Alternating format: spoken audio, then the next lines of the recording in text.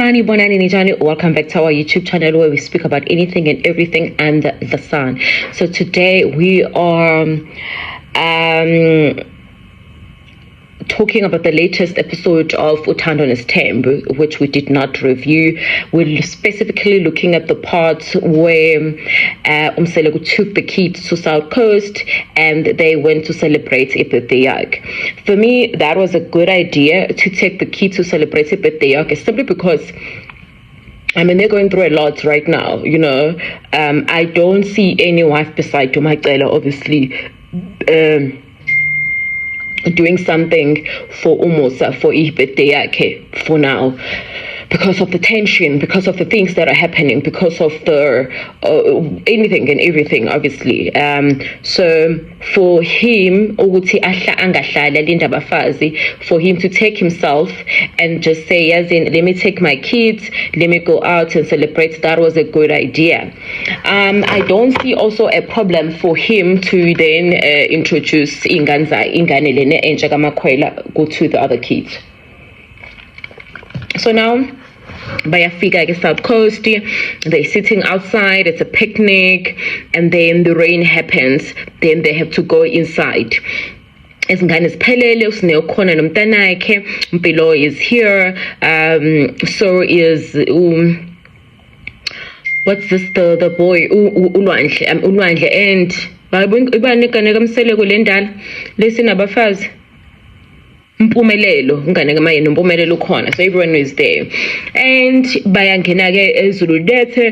then they decide they're gonna go inside, simply because Umseleko sees this as a great opportunity to introduce the Umntwana wakhe uMethuli. Zonke ingane pedal, and it's only fair ukuthi introduce uMethuli, even though there are issues, but ingane ayinaqala ayinankinga. Now we see Umseleko he always over-explains though, you know, but I'm okay for him to explain, because even though the younger ones were not going to understand, but for him to actually explain, we say, this is what I'm going through, it was okay. Umpilo mdala, usine mdala, umpumelelo mdala, ulwandle mdala, mawande sekhulile. So it made sense. I mean, I don't blame Umseleko to explain what he's going through, labazali abamfunu, it's fine. But maybe what he was not supposed to say or mention was the part where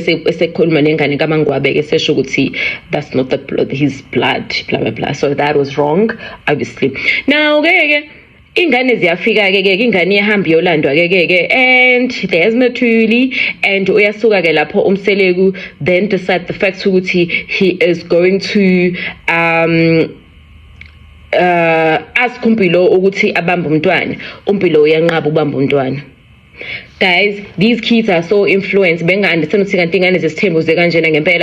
kids are so influenced because why are you not holding umntana wakini? Like, this is your blood. Like, hold the child. It's stupid. Like, so loyalty kaMpilo, it shows ukuthi ikuphi at this particular stage. Loyalty kaMpume kuMakhumalo. So what Makhumalo does not want, Umpilo is not going to do, simply because Umpilo is under uphahla la Makhumalo. It just reminds me of uSibahla Mpisane and Mamkhize, you know.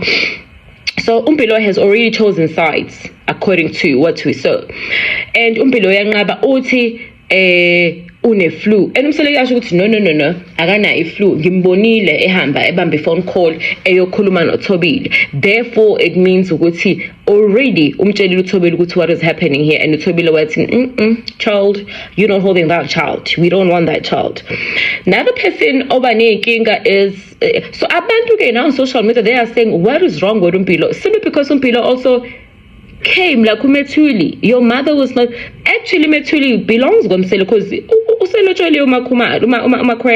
your mother was not locholwa.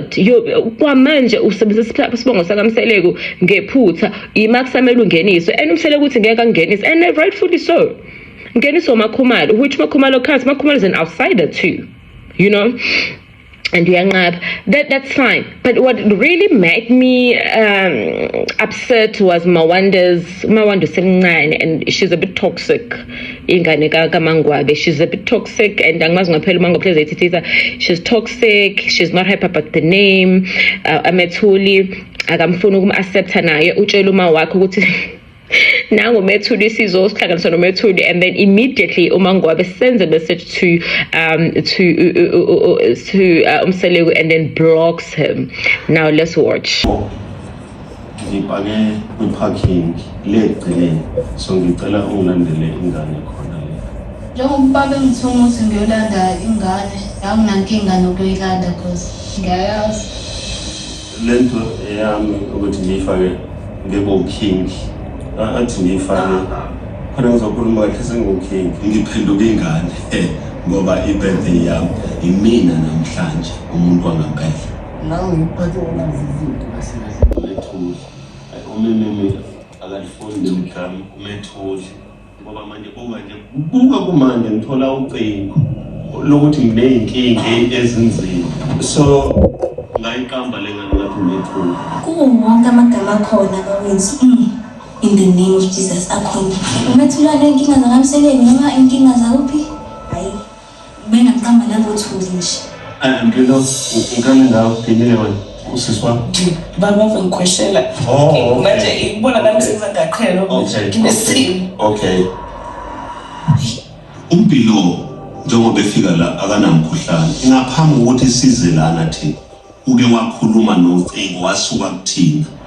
Ngibonile ukuthi ngisathi khuluma nocingo ukhuluma noMakhumalo, manje na usefanele mina ngamukele ukuthi unomkhuhlane.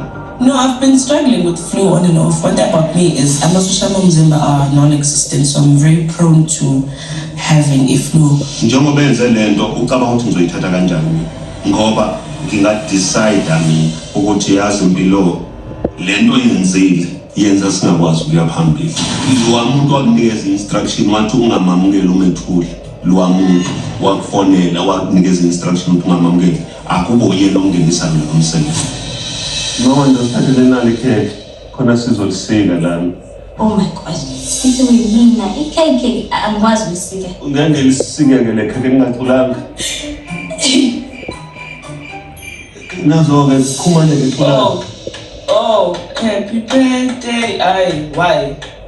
Come. Happy birthday to you.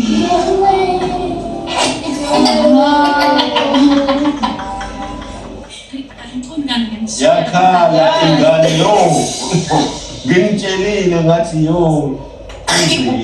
Kunzima. Happy birthday to you. Happy birthday to you.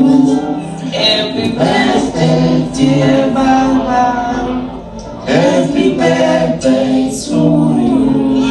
Ngifisa ukuthi happy birthday kubaba akhule umthombeni abe neminye iminyaka. Yeah, happy birthday. Ukhule ungakhokhobi. Ngathi angakhula azobe na-90 khona zokuqhubeka insizini enkulu nje Hip hip. Hip hip. How old are you now? Ngiyajabula ukuthi ungabana ulana nathi uspend isikhathi sakhe nathi To many more years. Ube right, ukhule, ungastress too much.